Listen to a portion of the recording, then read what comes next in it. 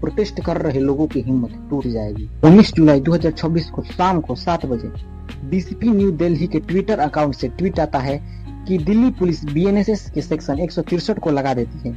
इसके हिसाब से 5 से ज्यादा लोग एक जगह पर इकट्ठे नहीं हो सकते। अपने धमकी भरे अंदाज में लोगों से अपील करती है पुलिस कि ऐसे वो किसी भी मार्च में हिस्सा न बने। इस रात स्टूडेंट्स को रोकने के लिए 10 फीट ऊंचे बैरिकेड्स लगा देती है। पहले तो 3 लेयर के ही बैरिकेड्स थे, जब उससे भी काम नहीं चला तो बाद में इन बैरिकेड्स को आपस में वेल्डिंग कर जोड़ दिया गया। इसके अलावा सरकार ने इस पूरे एरिया में जगह जगह पर कम्युनिकेशन जैमर लगा दिए ताकि लोग आपस में बात न कर सके। सेंट्रल दिल्ली के 150 साइट्स पर इंटरनेट भी बंद करवा दिया गया ताकि अंदर से कोई भी वीडियो तस्वीर अंदर से बाहर न आ जा सके। चारों तरफ से प्लानिंग सेट थी इस आंदोलन को पूरी तरह से कुचलने की। बारिश हुई लेकिन भीड़ कम नहीं हुई।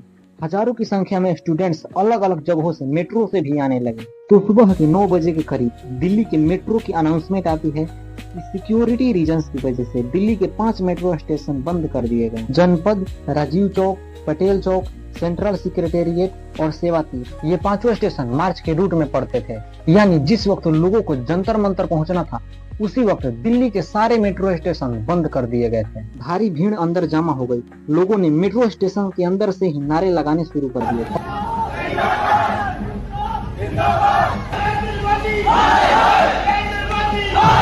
और जब सबर टूटा तो लोगों ने मेट्रो स्टेशन के बैरियर से कूद कर बाहर निकलने लगे। लोगों का जज्बा इतना मजबूत था कि 10 बजे से बैरिकेड्स टूटने शुरू हो गए थे और सरकार की सारी तैयारी 2 घंटे में धरी की धरी रह गई। 10:51 पर मंडी हाउस से मेट्रो स्टेशन पर जंतर मंतर की तरफ बढ़ रहे सैकड़ों स्टूडेंट्स पर पुलिस अचानक से डंडे बरसाने लगती।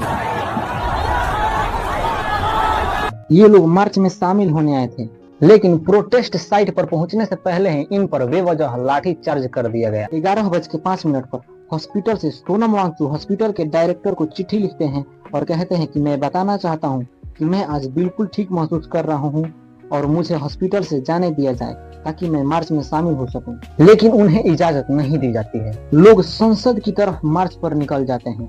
जवाब में पुलिस संसद के गेट पर ही कम से कम 25 आंसू गैस के गोले दाग दिए। ये प्रोटेस्टर्स हैं और आंसू गैस गोले लगातार छोड़े जा रहे हैं। लगभग 12:30 बजे पुलिस आईटीओ का विकास मार्ग ब्लॉक कर देती है, जो ईस्ट दिल्ली को संसद से जोड़ने वाली मुख्य सड़क है। और इसके कुछ ही देर बाद संसद मार्ग की तरफ से संसद की ओर बढ़ रहे लोगों का पुलिस स्टेशन से बाहर रोका जाता है और इन पर लाठियां चलाई जाती है और 1:30 बजे संसद का गेट बंद कर दिया जाता है। और इसी समय नरेंद्र मोदी पार्लियामेंट के पिछले दरवाजे से निकल जाते हैं और पुलिस वाले प्रोटेस्ट कर रहे लोगों पर लाठी चार्ज करती है और पत्थरबाजी भी करती है, जिसमें लोग घायल हो जाते हैं। इन्होंने लाठी चार्ज और पत्थर चार्ज कर दिया। अब यह प्रोटेस्ट केवल दिल्ली तक सीमित नहीं थे, यह देश के कोने कोने में पहुंच चुके थे। जो लोग देश को टुकड़े टुकड़े करना चाहते हैं वही लोग आज डफली बजा रहे हैं जंतर मंतर में। लखनऊ यूनिवर्सिटी के स्टूडेंट्स ने भी इस मुद्दे पर प्रोटेस्ट किया था। इलाहाबाद के स्टूडेंट्स ने भी एक मार्च निकाला था। अहमदाबाद में भी प्रोटेस्ट हुए, कोलकाता में भी, मुंबई में भी और बेंगलुरु में भी देखने को मिला। यहाँ तक गोवा और अरुणाचल प्रदेश में भी यह प्रोटेस्ट देखने को मिला और सबसे दमदार प्रोटेस्ट बिहार में देखने को मिला। और नेवर मिस विथ बिहारी कहकर अगर छात्र बैरिकेड तोड़ नहीं पा रहे हैं तो बैरिकेड को लेकर भाग जा रहे हैं पीछे से।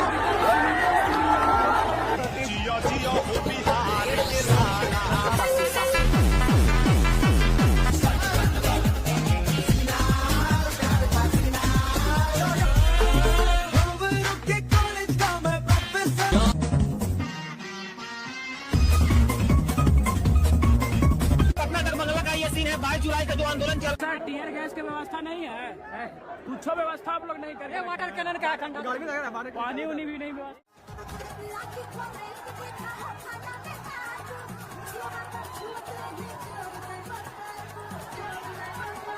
इन सभी प्रोटेस्ट कर रहे स्टूडेंट्स को एक ही मांग थी कि एग्जाम पेपर लीक न हो और एक बेहतर एजुकेशन मिनिस्टर को बैठाया जाए। सिर्फ इसी मांग के लिए स्टूडेंट्स पर आंसू गोले छोड़े गए। मैं प्रधानमंत्री से इतना ही कहना चाहता हूँ, same on you Narendra Modi. अपनी इस सरकार को ज्यादा तानाशाह मत बनाओ, क्योंकि इतिहास गवाह है तानाशाह का अंत हमेशा बुरी तरीके से होता है। लेकिन इस आंदोलन ने अंत में छात्रों को जीत दिलाई और धर्मेंद्र प्रधान को शिक्षा विभाग से इस्तीफा देना पड़ा और इसके जगह पर नए शिक्षा मंत्री प्रहलाद जोशी को बनाया गया।